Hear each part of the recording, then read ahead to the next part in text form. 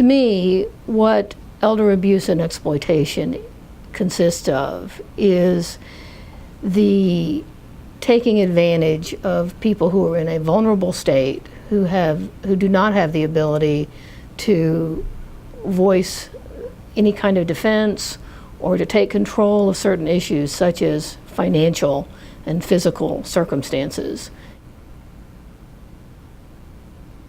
I would like to talk about some of these consumer issues because I think that they're little known.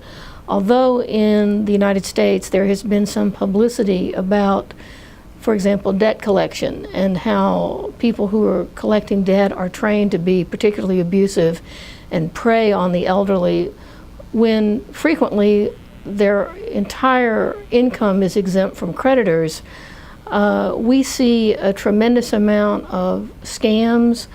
We see not only problems with debt collection where not even some of the federal agencies understand that Social Security is exempt from creditors.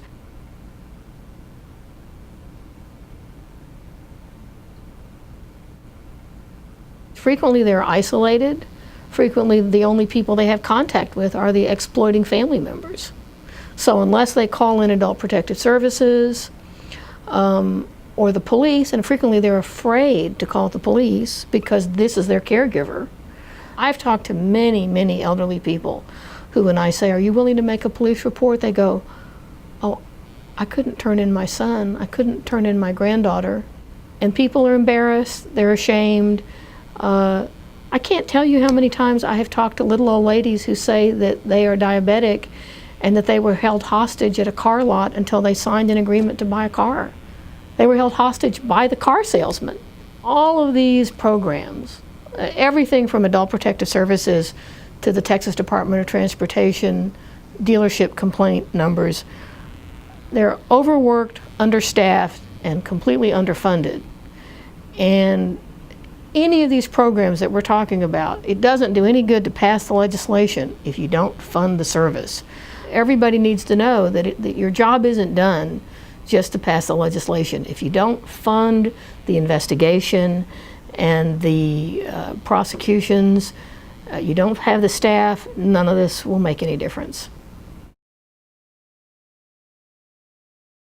If we don't have programs that protect the elderly and the disabled, because many of them are both, then we are forcing them into a life with no dignity and no independence, and for the end of their life they are living in fear and terror at what's going to happen to them day by day. And what I would say to anybody who's contemplating supporting this legislation is, think about your own mother or your own aunt or your grandparents.